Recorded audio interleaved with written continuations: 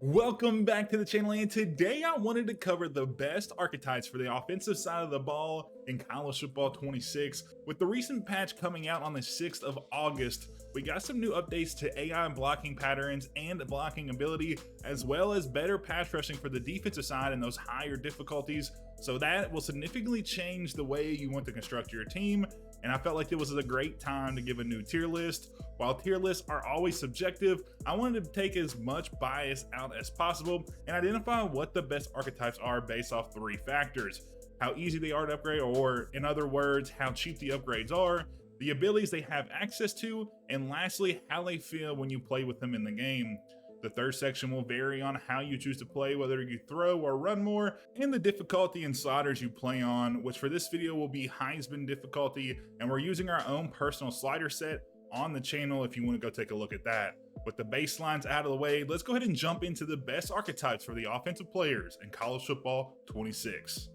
The first group will be the center of the offense, and that is the quarterback. We have 4 archetypes for this one: backfield creator, pure runner, dual threat, and pocket passer. While all 4 can be viable in certain situations, there are 2 that stand out above the rest to me.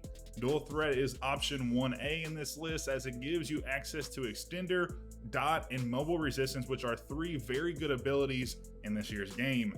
It also has the benefit of easy upgrades and will allow you to progress easily through the key abilities groups needed to get to that high overall.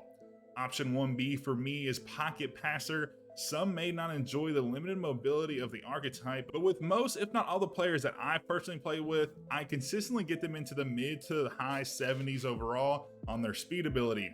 And with the ability to upgrade whatever abilities you choose, you can do that way quicker this year than you have been in years past. Also, a reason why I put them here is the ability to have as limited caps and passing accuracy consistently is a big win here, as college football 26 has me consistently overthrowing or underthrowing wide open receivers even with good timing. Pocket passer also gets access to on time and dot, and with the recent changes to blocking, sleight of hand is back to being a great ability, as it consistently leaves receivers open on play action plays. In my third slot for quarterback is a backfield creator. It's a good choice if you need a QB, but kind of splits the difference between pocket passer and dual threat, a jack of all trades, master of none type of player. The abilities are very good, but I have found the archetype is harder to upgrade than most, so you may not get to unlock those abilities anyways. Lastly, pure runner rounds us out and is a very situational pick. If you are an option team, this may be your first choice, but if you pass the ball over 40% of the time, it should probably be your last. For the halfbacks, we are going to flip the order and start with our worst tier, the archetypes to avoid. The first is going to be the north-south blocker. If you want this archetype, just get a fullback. That's as simple as I can put it. In a similar boat, the contact seeker is also a poor choice, not because it should be in another category like the north-south blocker, but there's another option that does the same thing, but only with the higher speed ability. Stepping up a group, we have the north-south receiver. This is a little bit slept on. This option is fine, but it's not going to be the top of the echelon pick. But if you need to fill a spot on your roster, it wouldn't be a bad choice. Safety valve is a solid badge, but the others in the group feel out of place for a typical smaller stature back and just doesn't make a lot of sense. In our second tier, we have the backfield threat as option 2A. This archetype has a very solid mix of badges, but also has good access to speed, which is a key for this position. The only thing keeping it out of the S tier is the lack of size these guys usually have when they come into college. At 2B, we have the east-west playmaker. This is another solid mix of abilities, but with the nerf spin moves that knocks it down a bit from that S tier status from last year. Again, speed kills, and this is an option that will have a ton of that. For our only S tier pick in the halfback group, we have the elusive bruiser. This is the prime choice for the position and has access to shifty and sidestep, but also has head first and armbar, which are both very good physical abilities. You will also be able to upgrade this player to mid to high 90s in the speed category and be able to run over any second level defender at your choosing. For the fullbacks, I will be as brief as possible. This is the most preference ability group that there is. Some people may avoid the position entirely or move a halfback to this position. Regardless, both archetypes are okay, but I personally towards a utility if I want another passing option, and for blocking if I am focusing on the run game more so than the pass game in my dynasty. For this fourth section, it's the deepest of the list with 7 archetypes to choose from, but at the top of the list, it's going to be our root gurus in this game. My first choice in this list is going to be the root artist. This has a lot of basis in terms of how often the player will catch the ball in College Football 26, since there are a ton of drop passes throughout the game, so each extra catch is a big win, especially in your rebuilds with those lower teams. With the ability to get layout and sure hands, it is a solid choice for any team. Also in the S tier, I have the elusive route runner. While not as versed as catching as the previous archetype, these players in this slot position are basically a guaranteed 8 yards on any slant, in or out route. When they are matched up with those slower linebackers, it is easy pickings all game. They also get access to sidestep and recoup, which are solid for this title.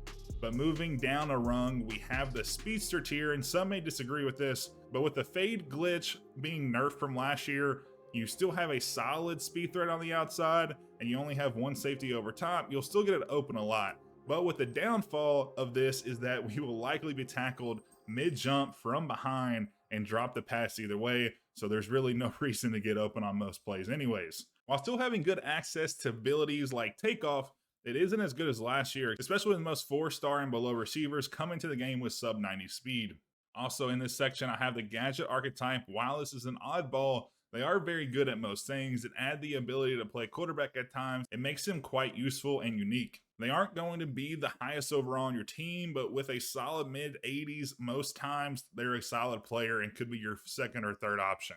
In C tier, I have most of the other archetypes. The 2 I have here are contested specialist and physical route runner. They're both here and seem to be good with the 50-50 ability, but in my playthroughs, I rarely see it activate since most jump balls are batted down before they reach the receiver anyways, so there's no opportunity to utilize it. Lastly, we have the gritty possession receivers, and similar to northbound blockers, you should just look at tight ends for this if you want something like this rather than a receiver. And speaking of tight ends, that is our next section. And this section is pretty unique, as I think this is the most of these archetypes can be used situationally, and none of them are a clear front runner like we saw last year with the vertical threat archetype and their crazy broken speed ratings. Most times, if you want a fast tight end, it is better to upgrade a tall wide receivers to top speed and then move them later on to that tight end position. But to categorize them, I have possession and gritty possession in the A tier due to their better abilities with sure hands and outside shield for that little help in the run game. And then the other 3 all fall down a rung in that B tier, since they are all pretty one-dimensional and you may suffer in one area or another. For these last 2 sections, I broke the offensive line into 2 categories of the tackles or the exterior linemen and the guards and centers, or also known as the interior offensive linemen. This is because most of the tackles will be facing the faster edge rushers and need a quicker step to make a blocking more useful. So let's start with them. For the first one, we have an S tier. I have agile for the tackles. This is a big part due to the ability of quick step and quick drop, but it doesn't hurt to have outside and option shield as well as screen enforcer. This archetype is also going to be one of the easiest to upgrade to those highest overalls out of any of the alignment. Down a tier will be the pass protector archetype for the tackles again. It has that quick drop ability, but no quick step this time, but you gain strong grip, which is a solid ability as well. These guys are not as easy to get to the high level, but are still very manageable and will still be good at high tier players for you. In the B tier, we have that raw strength as well as well-rounded here. With the lack of quick step or quick drop, it makes him an easier prey for those really fast edge rushers you will see down the line in most of your games. Raw strength did get a reduction to its upgrade cost, so that does keep it in line with some of these abilities or archetypes, and it's not going to move it down to that unusable section like it would have been before this most recent update. And for our last section is the interior offensive linemen. These are going to be the exact reverse of the tackles, as raw strength will now be in the S tier, especially after the reduction to the skill upgrade cost and the improvement to the second level blocking, making the ability actually useful this time around. In A tier, we have well-rounded, as it is still solid to use, but doesn't have the same overall usefulness and abilities, as for some reason you get access to outside shield, which is somewhat useless here. Also in this section, we have pass protector and agile. I debated on putting them in the B tier, but honestly, for interior linemen, these are still solid performers with abilities like quick drop being available. That is always going to be a useful ability on the line. They also get decent upgrade potential with not having it be super out of the price range for you like raw strength was a few weeks back. And with that, that'll be the end of the video today, guys. I appreciate y'all tuning in. Let me know in the comments what your all's favorite archetype is. Again, I try to be unbiased as possible, looking at kind of just generalize how often you can upgrade the players or how cheap their upgrades are, and then kind of how they feel to play with and kind of the abilities. I know in College Football 26, you may be able to get some different abilities on different archetypes, but mostly you're stuck to the the grouping that EA has put in the game. So if you do get a guy with a different ability, I guess it is what it is. All the information I got for those was off College Football GG or whatever that website is that shows you all the abilities. So I hope you all enjoyed today, and if you did, leave a like below. It helps out the channel a ton, and it's completely free to you all if you all want to support us, and I would really appreciate that. But as always, we'll catch you all in the next one.